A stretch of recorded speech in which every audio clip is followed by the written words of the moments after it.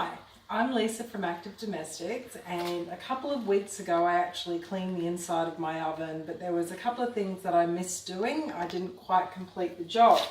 So I'm going to do that today.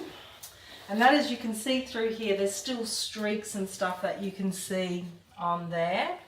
And what that is all this stuff that's built in. There's 2 bits of glass in here, and a lot of that dirt is actually and grease is trapped in there. So first of all, before you do anything with the oven, you want to get yourself some old rags and put them on the floor for any drips. Absolutely, particularly if your client's got wooden floors down here, you want to really think ahead and protect the floors. Now with this, it's basically a Phillips head screwdriver for this one, and you're just going to undo these bits here. As you can see, I'm not very good at using a screwdriver. And that just doesn't come all the way out, it just loosens it.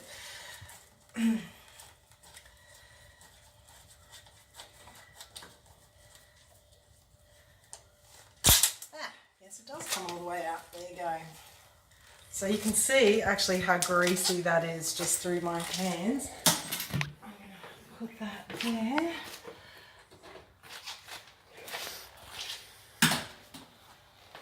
And of course, one of the best things for grease is usually some kind of a detergent or something like that.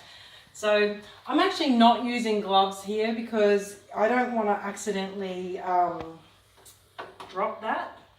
And actually, I'm going to need a knife first to get that. Excuse me. Just need a knife to lift that up. And ever so carefully, I'm going to, it really takes a lot of the weight off actually, but you can see where the build-up is all along there, and look at it, it's disgusting. Just all the drips and all the bits along here. So anyway, I'm going to take that over here.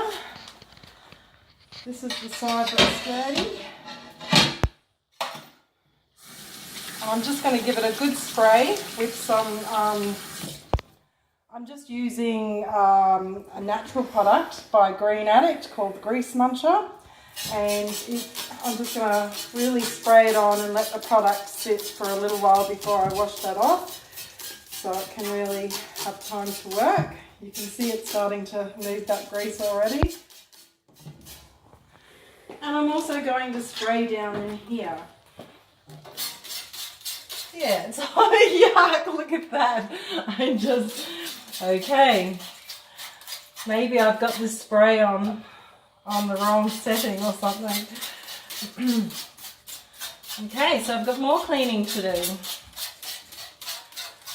So best to leave this sit for a little while. Keeps wanting to sit up. So that's pretty gross. See how that's dripping down there? Now if you were using some sort of toxic cleaning chemicals and you didn't have anything to protect the floor, then that's going to be a real problem. That's not a non-toxic one. That's a cleaning product that's made with essential oils and very natural products. So I know it's not going to cause any damage, but I'm still just going to let that sit for a while. I'll give it a good old wash up, and then we'll come back at the end and see how we're going. So Paul, if you want to just press pause. Well, that grease muncher actually did a really good job in here. And make sure you clean right around these bits actually where the screws and that go, because that's sort of what leaves a gap sometimes that actually allows all that dirt to get in. So you can see that's actually come up perfectly.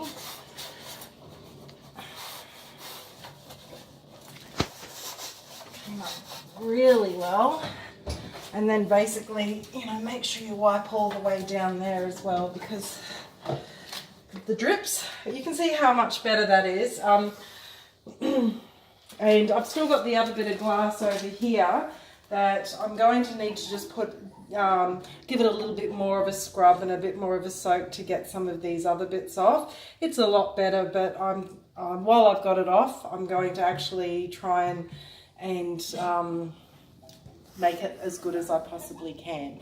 So we'll check in at the end when I'm finished, and you can see I've given these a nice clean, and they're all clean and ready to go back on.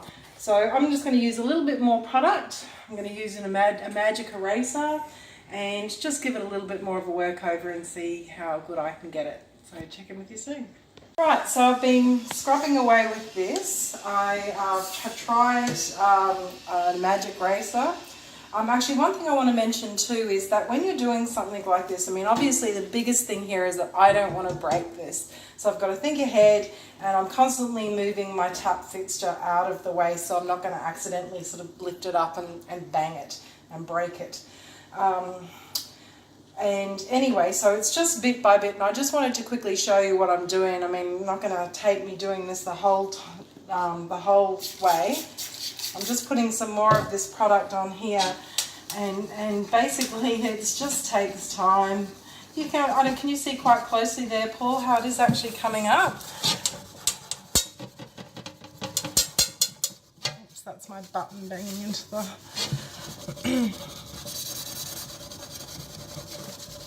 Like I said, I'm not using harsh chemicals, so I'm not wearing gloves. But if you were using harsh chemicals while you were doing this, of course you would be wearing gloves. You just have to be extra careful that you don't actually break it or it slips through your fingers or something like that.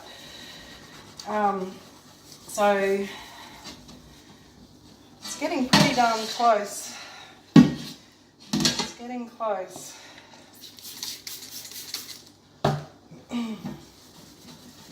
Got to keep turning it over and scrubbing it. It's hard to tell sometimes which side it's on, but yeah, it's coming up. Look, it's really coming up.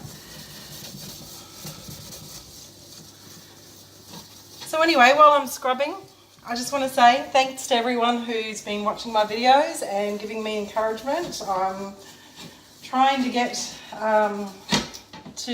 better at my editing and get better at my taping, but it takes time. And if anyone has any suggestions as to things that they would like me to make videos of or stuff like that, just let me know. But yeah, this is how I spend my Sundays. Hey, it's fun. My husband's here trying to watch this Bellator fight, but I keep dragging him over here to missing it out. Okay, so I'm just going to keep going again, try and get these last little bits, but you can see that looks so much better. And very soon I'm going to very carefully put it back and hope like heck I don't drop it in the process and stash it. So I've scrubbed this. I don't know, it's probably taken me about 5-10 minutes, something like that. And it's just been a matter of keep turning it over, and sometimes I've sort of used my fingernails to detect whether it's on one side or the other. Now I'm just giving it a good old rinse. This was quite good. You don't want to use anything harsh, because if you scrub something that like a steel pad or something like that, you might actually scratch the glass. And if you do scratch the glass, then you're just going to give more grooves and stuff inside the glass for the dirt to stick to. So you can see that's come up pretty good. I'm really happy with that. Give it a good old rinse. Look, there's maybe 1 or 2 bits I haven't got, but that's good enough for me. So, the careful part. You want to make sure it's dry and that you're not going to drop it.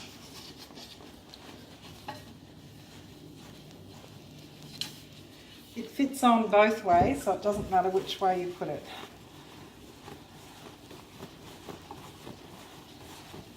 So giving that a good old wipe. Turn that around.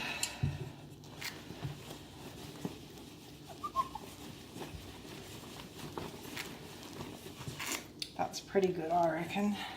So carefully, I'm going to bring my bits.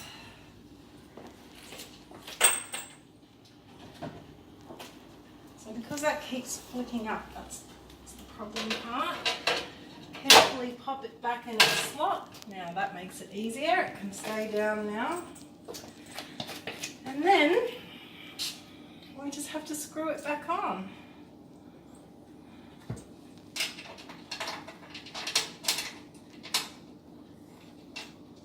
Just pop it in its little hole first. And it's got these little rubber bits. Keep everything in place.